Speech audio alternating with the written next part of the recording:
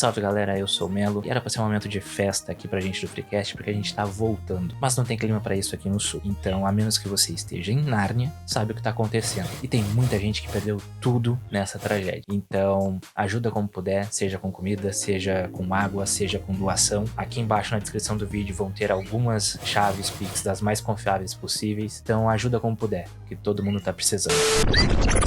E Estúdios Freecast apresenta...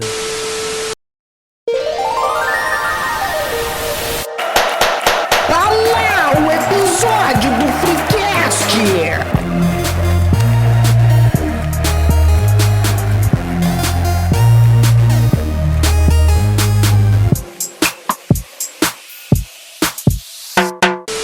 Demorou, mas a gente voltou. Terça-feira e recomeçando o ciclo sem furar o minha sequer, a partir de hoje novamente. O meu, o seu, o nosso Freecast está de volta. Yes!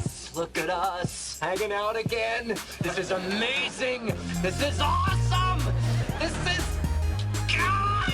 Finalmente, eu tava com saudade. E já que estamos em festa, pois estamos comemorando 3 anos dessa bagaça, eu trouxe aqui pra falar comigo a nata dos convidados. Sim, diretamente da Europa, fazendo uso do nosso ouro roubado, ele, o gentleman, Matheus, do @TheMattPuris.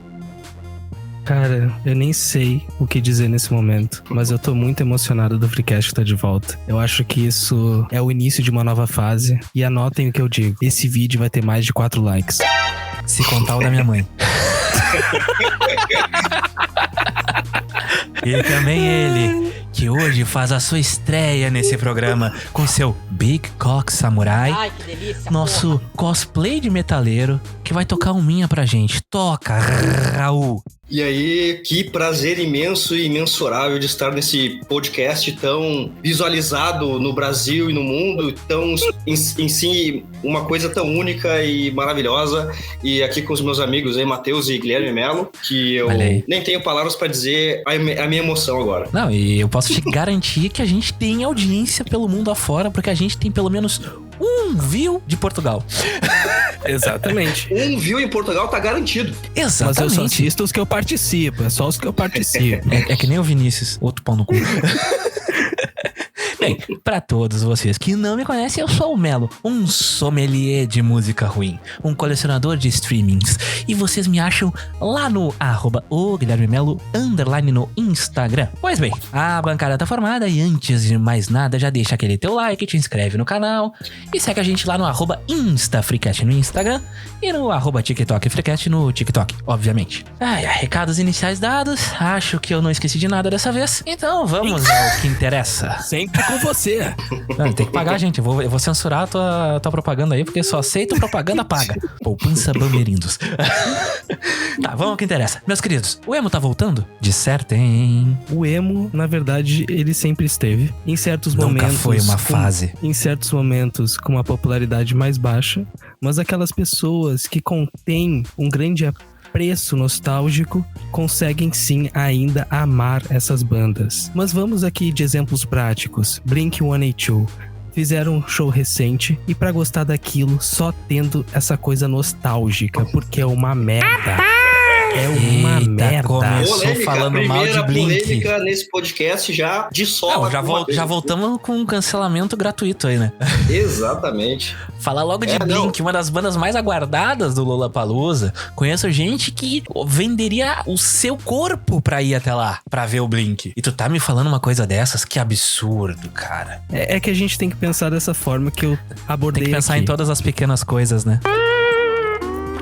Tá, então eu vou perguntar pro Matheus. O Matheus, então, é que o Blink tinha aquela rivalidade com o Green Day. Quem gostava de Green Day não podia gostar de Blink. Então tu é do lado do Green Day, é isso? Eu gosto dos dois. Cara, o Melo... O Melo é uma coisa à parte da história da humanidade, né? Então, mas... O Matheus, qual a tua opinião, Matheus? eu vou dizer pra vocês que eu gosto das duas bandas. Ah Só lá. que mesmo assim, mesmo assim eu sou capaz de criticá-las. Não, aí eu vejo uma opinião muito coerente. Porque assim, tudo bem tu gostar de uma banda, tudo bem tu gostar, tu ter o teu time de futebol, tudo bem tu ter até o teu político de estimação se tu quiser ter, entendeu? Eu acho errado, eu acho, mas se tu quer ter, tu tem. Só que tu não pode deixar de ver as coisas ruins que a pessoa também faz, né? Que o time também faz, que a banda também faz. Porque, por exemplo, particularmente falando, tá? Eu gosto de muitas coisas duvidosas. Não só na música. Porém, dentro da música, eu assim, uma das minhas bandas favoritas é Simple Plan. Eu agora assisti 2 shows deles. E o primeiro eu achei uma merda total. Talvez pelo ambiente, talvez pelo dia, porque foi no dia do rebaixamento do Inter, em 2016.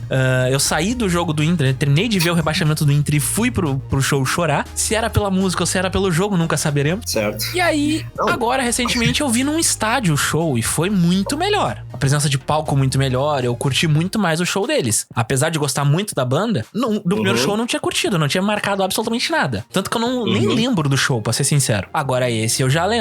Claro, é mais recente, mas eu vou me lembrar por muito mais tempo. Tem que saber criticar também. Mas às vezes é isso. Como tu falou, tava num dia ruim, tu já foi pro show já sem vontade, muita vontade, e aí tua experiência foi uma bosta. Então pode ter sido isso. Mas voltando ao assunto ali do Blink, eu pensei assim que pra vocês bandas envelhecem mal. Muitas bandas envelhecem mal. Olha, pelo que eu não sou um grande fã, tá?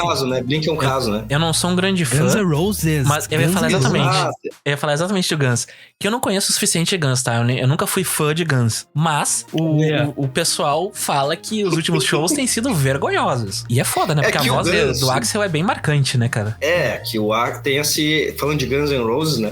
Tem esse problema da voz do Axl que não é mais a mesma, né? Nesse caso, ele envelheceu, não tem como o cara ser a mesma coisa que com 20 anos. Isso é verdade. E aquela potência de voz dele, ele não consegue mais reproduzir.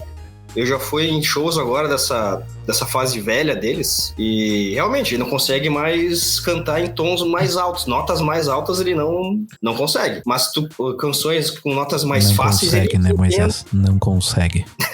Exatamente. E também o Guns envelheceu mal também porque não conseguiu renovar, né? Toca as músicas de sempre, não sai álbum novo. Então, acho que as clássicas do Guns é muito foda, cara. Eu até hoje escuto November Rain de vez em quando, porque é muito bom, é uma obra isso é verdade. Mas falando sério, é muito raro, tipo, as bandas no geral terem uma sequência muito boa de álbuns, assim, sabe? Tipo, o Red Hot lançou um álbum recentemente, né, que até eu achei bom, particularmente falando. Só que eu não sou um especialista também na banda, né, pra tá palpitando aí, né? Simple Plan lançou um álbum recente que foi um pouco melhor do que o anterior, mas ainda assim é bem abaixo dos primeiros lá, né? Paramore lançou coisa nova recentemente. Esse último álbum deles, apesar de ser mais crítico nas suas letras e tal, tem umas letras mais adultas, digamos assim, não é um álbum que agradou tanto assim. Então eu ainda prefiro o After Laughter lá. After Laughter. Não lembro o nome do álbum agora, como é que se fala? Que fã de merda, né? E eu fui em 3 shows desse filho da puta. Mas é um álbum que eu gosto pra caralho. Mas então, o Green Day, por exemplo, é uma banda que lança álbuns com certa frequência. E lançou esse último aí que é muito bom. Eu gostei pra caralho desse último álbum que eles lançaram agora. É que, mano, pra mim, cara, eu já nem penso em ouvir Green Day. Porque pra mim, Green Day foi bom. Green Day foi bom durante uns 4 anos. Anos 90. E final dos anos 90, pra mim até 2004. Porque eu gosto de American Idiot. Pra mim, American Idiot é uma obra de arte. É uma obra de arte. O storytelling daquele CD é fantástico. Então, até hoje eu fico esperando o filme, tá? Que falaram que ia ter um filme, uma peça de teatro, nunca teve. Eu fui num show do Green Day, foi um dos melhores shows. E eu não sou lá um grande fã, mas foi um dos melhores shows, assim. Tu foi no de 2016 ou no de 2010? Assim, de público enlouquecido, assim. Fui num show do Green Day aqui em Porto Alegre, no Gigantinho. 2010. E eu acho que foi a maior roda punk que eu vi na vida, foi no show do Green Day. Eu tava nesse show e eu provavelmente passei no meio dessa roda punk, porque eu cheguei atrasado no show, tava sensacional. Caraca! O Billy Joe parece ser um cara da hora, assim como o Dave Grohl também é um cara super humilde, da hora também. E isso também diferencia, isso faz a gente gostar um pouco mais. Isso é porque verdade. Isso também entra uma questão mais complexa. Se quando um artista é pau no cu, se isso desvalida a sua obra.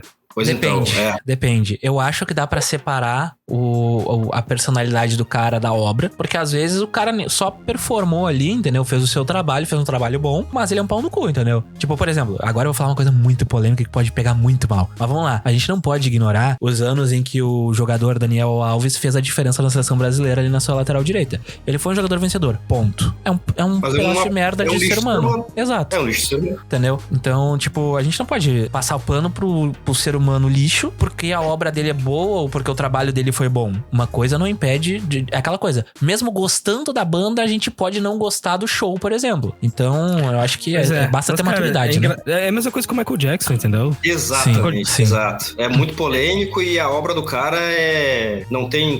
Não tem como ignorar, tá ligado? Exato, ele era tem um obras que artista não tem como pequeno. ignorar, né? Tipo, tem fenômenos, tem obras que não tem como tu ignorar. Por exemplo, não tem como ignorar o tamanho do fenômeno emo no Brasil, por exemplo. Que começou, foi uma onda gigantesca lá em meados de 2007 até 2010, 2012. Impactou uma geração inteira, né? Não tem como negar isso. Não tem. Vocês passaram por isso, vocês viram. Até hoje reverbera. Da mesma forma como a gente não pode ignorar os grandes fenômenos que ocorrem dentro da música, né? Porque assim, eu posso até não gostar. Sei lá, eu não gosto de Beatles, mas eu não posso negar a importância deles pra história e o quão foda eles foram naquele momento. Eu posso só não gostar, entendeu? Mas dentro dos Beatles, pode pegar aí um exemplo de pessoa que, por um lado, era um gênio, que era o John Lennon, e por outro, no pessoal ali, não tanto, porque ele tinha um filho de um casamento, aí ele casou com a Yoko Ono, teve outro filho, e simplesmente esqueceu o filho anterior, entendeu? E aí tu vai jogar o John Lennon, aí tu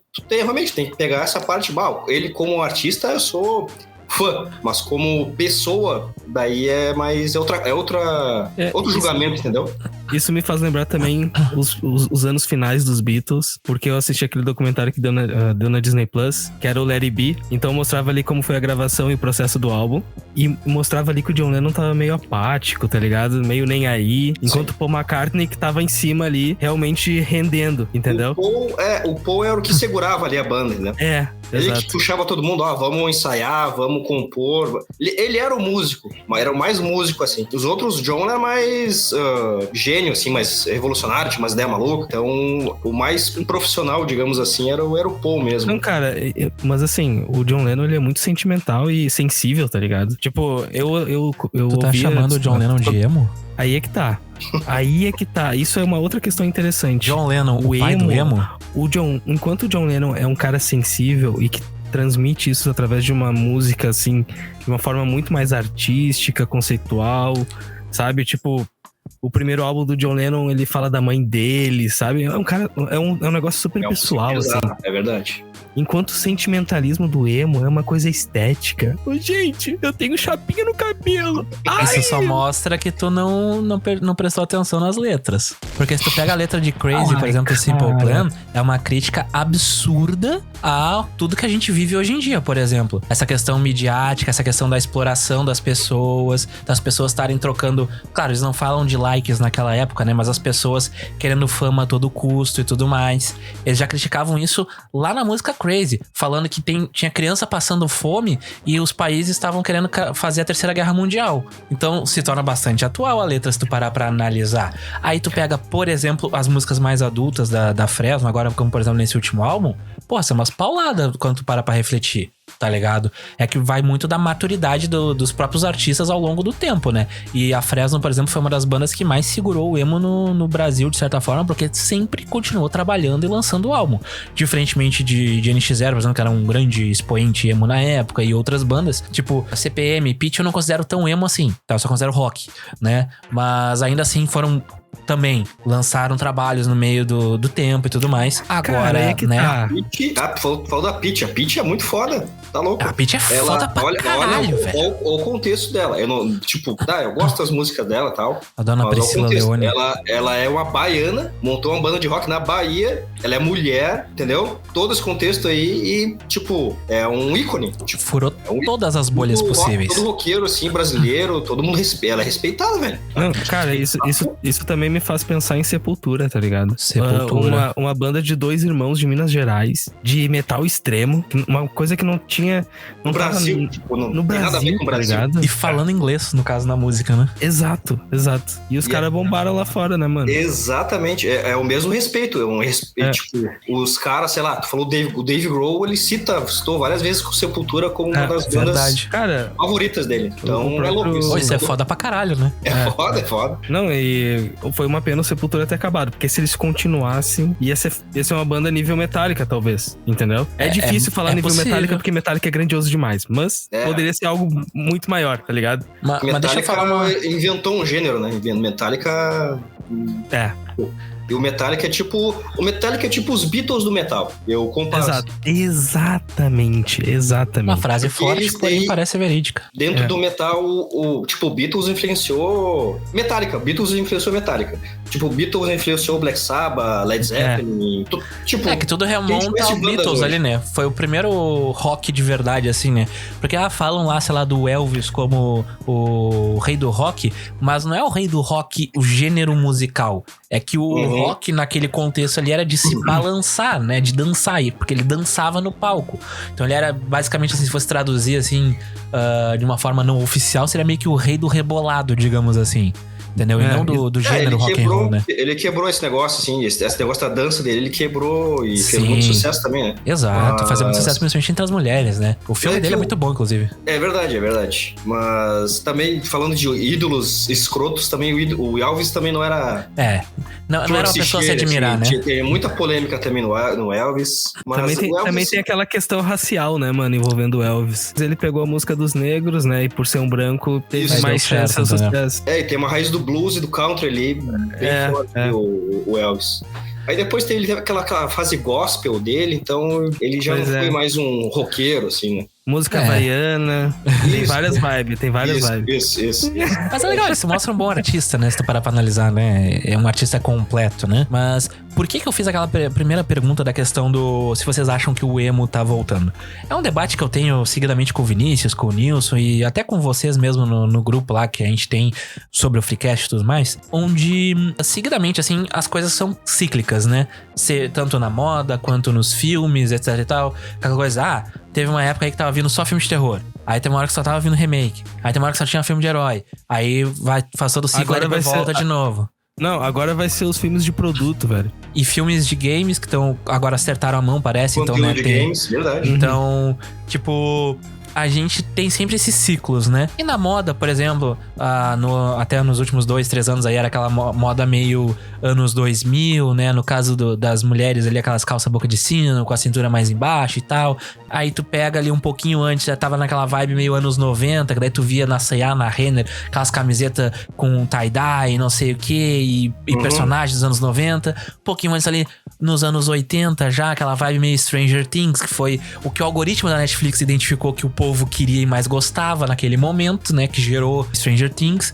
Então, pela sequência lógica, se já foi os anos 80, já foi os anos 90, já foi os anos 2000, na sequência ali do que a gente viveu, foi o boom do emo. Curiosamente, várias bandas emos começaram a voltar, a lançar coisas. O Blink lançou coisa, Paramore lançou coisa, Simple Plan lançou coisa, Fresno lançou coisa. Então, várias bandas começaram a lançar coisa de novo, que culminou, pelo menos aqui no Brasil, no I Wanna Be Tour, que foi um festival emo, né? Uma ode à adolescência de muita gente, que lotou 4 ou 5 estádios aí no país aí, que trouxe o Simple Plan, trouxe The All American Rejects, The Usage, colocou NX0, Pitty, Fresno, tudo junto. Eu tive o prazer de acompanhar isso lá em Curitiba, foi muito da hora. Eu acho que, de fato, a gente tá entrando num momento um pouco mais rock, onde as bandas estão voltando de alguma forma. Tem surgido algumas bandas novas nos Estados Unidos, principalmente. E eu acho que o contexto pelo qual a gente tá vivendo também facilita pra se ter músicas dessa forma. Porque o gênero, principalmente do rock, né, sempre foi uma coisa assim,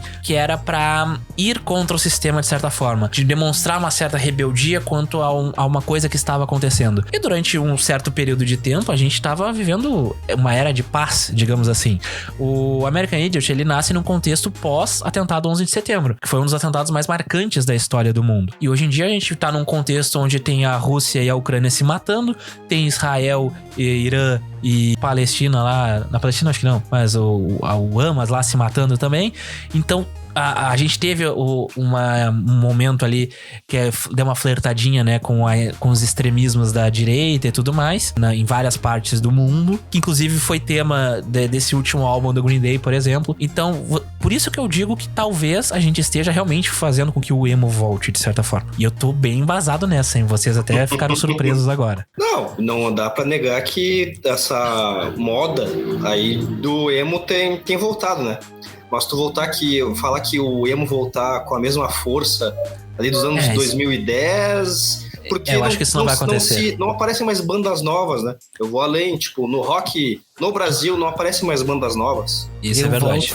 Eu volto no mesmo ponto. Lá que eu disse no início, eu já matei a charada na minha primeira frase. As pessoas têm um apego nostálgico a essas bandas. As bandas são bandas extremamente comerciais, que fizeram sentido dado um cenário cultural da época, são produtos da indústria fonográfica. Uma dessas bandas fez sucesso, daí começou a vir outras várias. É, o padrão é o modus operandi, né, desse modelo, né? Então, assim como aconteceu com o Nirvana fez sucesso, começou a vir outras bandas, surgiu o grunge, enfim, era uma coisa... O Nirvana foi um estouro, né? É um som, assim, é um som tão controverso e rebelde, cara. Mas eu acho... Principalmente o primeiro álbum, mano. Eu acho super estimado, tá? Aí é que eu acho super estimado. Tu tem que gostar da trecheira, tem que ser do... Tem que gostar E foi uma coisa que quebrou, assim... músicas. Quebrou a indústria, tipo... Tá, deixa eu fazer uma pergunta então pra vocês em relação a isso. Vocês acham que o Nirvana tá para o grunge como o Mamonas Assassina estava para o rock brasileiro, onde se não tivesse ocorrido o que aconteceu, que deu um fim nas respectivas bandas, eles não teriam continuado o sucesso? Eu disse pra se firmar assim como uma lenda, no caso. É difícil imaginar, né? Como seria... Porque sempre falam isso de Mamonas, né? O Mamonas... Falando do Mamonas propriamente, é uma coisa marcante em mim, que eu era pequeno e eu lembro dessa tragédia e foi muito forte pra mim. O ponto que eu queria trazer aqui é que Mamonas Assassinas é uma merda. Filho da puta! E as pessoas só... e as pessoas... É uma coisa autêntica pra caralho. Mamonas é autêntico pra caralho. Claro. Eu digo assim, pra mim, musicalmente, é uma música de zoeira, entendeu? Mas é exatamente. É a proposta. Exato. É assim, ó, mas digamos assim, ó, tu pega um filme, por exemplo, tá ligado aqueles filmes, até a gente vai ter um episódio vindouro aí do Coleção de Streamings, que é o Sommelier de Filme Ruim, parte 2, onde a gente fala exatamente sobre isso. Tem filmes que eles são ruins propositalmente, pra causar essas risadas. E a mesma coisa com Mamonas. Não era pra ser uma música, obra de arte, pra ganhar prêmios, nossa, 7 marchas. Não, claro, era pra zoar.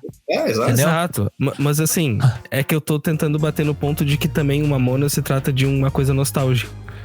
Mas aí Beatles também. Aí todas essas bandas que vocês gostam dos anos 80 e 90 também. Porque não tem coisas novas, entendeu? Que justifiquem. Qual é a banda nova que vocês gostam ou escutam com frequência hoje? Eu tenho meus vibes, mas eu gosto dos indie, entende? Gosto de rock alternativo, tipo Radiohead. Eu acho que a banda mais nova que eu escuto é talvez The Pretty Reckless, que eu escuto com grande frequência. Eu tô ligado nessa aí, mano. Com a Taylor Momsen.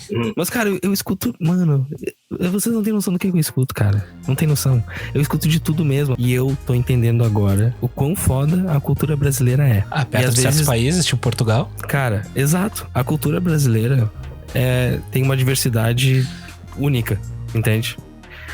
E, cara, se tratando de música, é influência pro mundo todo. O Brasil é praticamente um continente inteiro, né? Tamanho, tipo, a diferença do sul pro nordeste muita diferença de cultura e imigração, então, assim, muita mistura.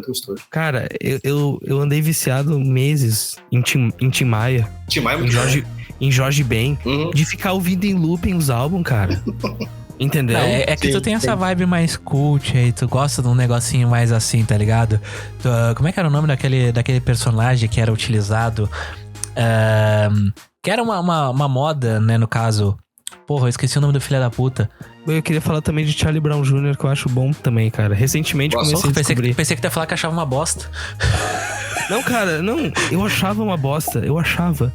Mas, tipo, de tão apegado que eu tô agora à cultura brasileira, de querer ouvir mais música, tipo, eu fui explorar Charlie Brown Jr. E eu percebi o quão bom é, tá ligado? Não, é bom, cara. E quando eu era pequeno, eu não gostava porque a minha irmã gostava. Daí eu tinha que me opor a isso. Não. Eu tinha que ser o contrário da minha irmã. Aí eu tenho a teoria que o rock brasileiro morreu junto com o Chorão. Eu acho que de lá pra cá não apareceu mais nada. O rock. Caraca. 2010, 2011 que ele morreu, né? E de lá pra cá, meu, rock do Brasil... Não, no Brasil acho que realmente não surgiu nada novo. Mano, é Sepultura. Só se for Sepultura, tá ligado? Não, Sepultura é antigo, tá ligado?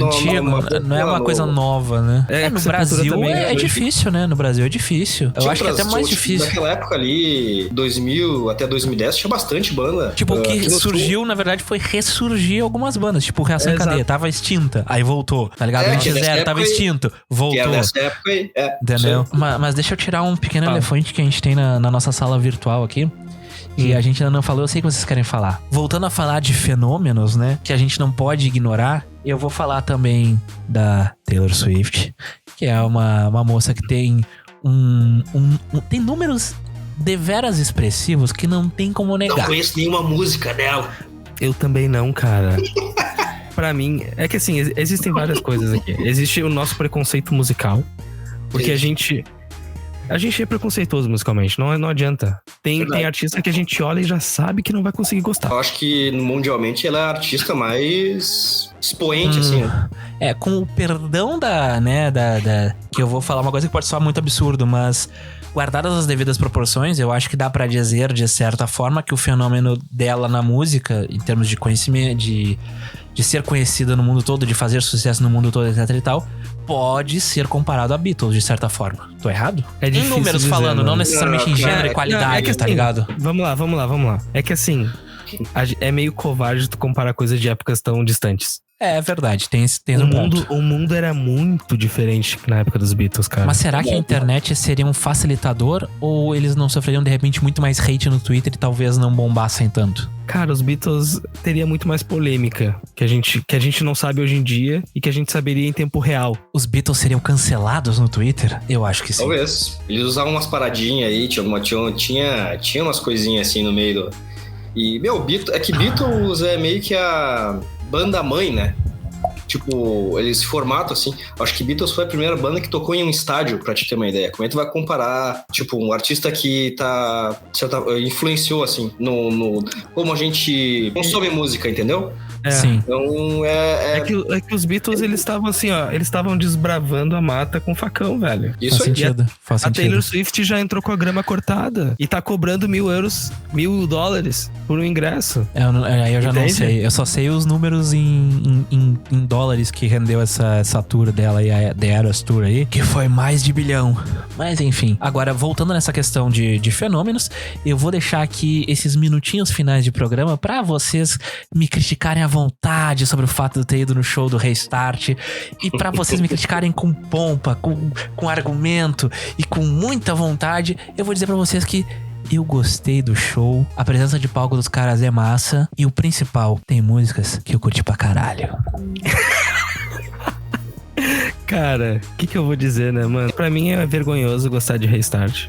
Eu não consigo acreditar como um cara... Tu já tem 30 anos, mano? 32, apesar dessa carinha de 44. Porra, eu te dava 28, hein? Mas olha aí, passou dos 30 e ainda gosta de Restart. Na verdade, não é ainda. Eu não gostava. Eu comecei a gostar no ano passado, a partir do momento que eu ouvi mais músicas deles, além das duas que eu conhecia antes. Então tu só tem mau gosto mesmo. Exatamente. Eu gosto de falar que o meu gosto musical ele depende muito dos contextos nos quais eu estou vivenciando naquele momento. E muitas vezes são influenciados. Então eu recebo influência de muita gente. Mas enfim, as pessoas vão falando, vão sugerindo coisas e eu vou olhando, olha, isso pode ser legal, não sei o que. Daí depende do contexto também, no qual tu tá vivendo, aquela coisa toda. E aí eu vou ouvindo mais daquelas coisas. Eu não tenho um preconceito musical com as coisas. Então eu vou ouvindo e se eu gosto, eu gosto. Se eu não gosto, eu não gosto. Que nem os filmes. Se me entretém, eu gosto. Se não me entretém, eu acho uma merda, é isso, entendeu? Né? Voltando na questão ali do musical, né, da coisa, né? No geral, a gente acaba ficando meio que fechado nessa questão do nosso gosto e acaba tendo alguns preconceitos com bandas, com coisas que a gente tem, às vezes não gosta por vergonha, sei lá. Muitas vezes a gente deixa de ver, ouvir alguma coisa por medo do que as pessoas vão achar daquilo. Então, tem até outro episódio do Freecast, que é o Guilty Pleasure, lá dos primórdios do Freecast, onde a gente fala sobre isso. Hoje em dia é mais tranquilo isso, né? Tira do Restart, né? Daí o que Restart a gente pode criticar, né, Matheus? Eu acho que criticar pode de todas as formas. Criticar pode de todas as formas, a gente tem que aceitar as opiniões, né? Tem coisas que não tem como defender. É só com opiniões contrárias e com debates acalorados e justos que a gente consegue crescer como pessoas, né? Não dá pra ficar concordando, gente. Tem que ter briga. Tá, então eu vou pedir pra vocês as considerações finais de vocês sobre esse mundo da música. Qual o próximo fenômeno que vocês acreditam que a música vai nos brindar aí? Eu posso começar com essa. Eu acho que, assim, é inegável que o gênero musical, que é o gênero controverso até hoje, né? Que é aquela coisa que o rock and roll tinha no seu auge, é o hip hop hoje em dia. O rap. O protesto, quer dizer. O protesto, exatamente. Então, não, o rock deriva do rap de certa forma, né? Isso eu já não sei. É que o rock veio do blues, né? O blues era um protesto. Mas assim, o que eu quero dizer, eu tenho uma veia mais roqueira, mas eu vejo o rap como o gênero do protesto hoje em dia. E é isso que me atrai. Então assim, pra mim, um dos maiores hoje em dia é Kendrick Lamar. Pra mim, ele tá num nível muito absurdo, em termos de qualidade. Talvez não em números, talvez Travis Scott tenha mais números que ele, mas o Kendrick Lamar é outro patamar, tá ligado? E tu, Raul, o que tu apostaria? Onde é que tu botaria o teu dinheiro lá numa casa de apostas aqui, que se quisessem nos patrocinar, a gente poderia tá falando o nome? Eu não tenho um nome assim na cabeça, assim, mas eu acho que é uma fórmula antiga, mas que eu acho que hoje funcionaria muito bem. Que é tipo, assim como os Beatles, o Elvis, eles não eram só uma banda, eles faziam filmes, eles iam encontro a outras mídias, entendeu? Taylor Swift fazia isso, hein? Ela tá num filme aí com a... Ela já tá em 2 filmes, inclusive. Idas e Vindas do Amor. Também. Tem 2 documentários. Miss Americana, tem o The Eras Tour. Ela faz uma participação no Idas e Vindas do Amor. E tem um filme recente que é aquele Amsterdã. Ela participa. A própria Lady Gaga, né? Vai sair agora no filme do Coringa. E já é uma cantora aí já de muito sucesso faz tempo, né? É verdade. Pois é. Eu acho que é subestimada, inclusive. Eu acho que como a gente tem muita mídia, não é só tu escuta, tu vê, tem onde tu olha, tem uma tela, então eu acho que o artista tem que, se o cara quer ser o imperador, digamos assim, da mídia, o cara tem que estar em tudo. Bem, eu acho que essas divas pop aí tem mais chance. Eu ia te falar uma coisa assim, né? Porque, por exemplo, recentemente, né? Agora a gente tá... Esse episódio vai ser lançado em maio, né? Mas, curiosamente, umas 2 semanas, mais ou menos, depois do lançamento do novo álbum da Taylor Swift, que no momento em que a gente tá gravando, porque a gente tem planejamento, tá pra ser lançado, entendeu? E teve já tá movimentando as redes sociais em relação a isso, entendeu? Então, eu sinto que vai ter, de fato, a Taylor Swift vai se perpetuar cada vez mais nesse mundo. Pode acontecer, tá? E eu vou falar uma coisa aqui, que a Taylor Swift, ela já mudou o gênero musical dela algumas vezes. Ela começou no country, né? Ela já passou pelo pop mesmo, né? Já teve uma flertadinha ali com o indie, de certa forma, um indie country, talvez. Não sei como é que se falaria, né? Então, eu acho que, por exemplo, se a Taylor Swift inventa de fazer um álbum mais rock and roll, o rock volta a ficar em muita evidência. Porque a Olivia Rodrigo lançou uma música que tinha meio que um plágio de Paramore ali, e bombou pra cacete entre os jovens, porque pegava, né, o público da Olivia Rodrigo, e com a galera mais nostálgica, né? A Avril Lavigne também voltou recentemente. Então, eu acho que a gente tá muito na mão do que, por exemplo, uma Taylor Swift vai fazer da vida, né? A gente tá chegando ao final desse primeiro programa. Vão ter cortes que vão ter que ser feitos pra gente preservar o réu primário dos nossos coleguinhas, mas... Estamos chegando ao final aqui. Estamos chegando ao final desse primeiro Freecast, dessa nova era do Freecast. 3 anos de podcast, que começou com 3 Começou com 3 pessoas, na verdade com 4, né? Mas o elenco original tinha 3 pessoas. E hoje só tem eu. Então, numa conta rápida, né? No 4º ano não vai ter ninguém. Então... Sim. Um forte abraço aí para os nossos ouvintes. Nos vemos toda terça-feira sem furar uma minha sequer, porque voltamos. E agora não deixamos mais vocês na mão. Então não se esqueça de nos seguir lá nas redes sociais, @InstaFreecast, @TikTokFreecast. Mandem seus reclames para e-mail do freecast@gmail.com e nos sigam aqui se inscrevam no canal, deem like, compartilha, etc, etc. E é isso. Um forte abraço. Tchau.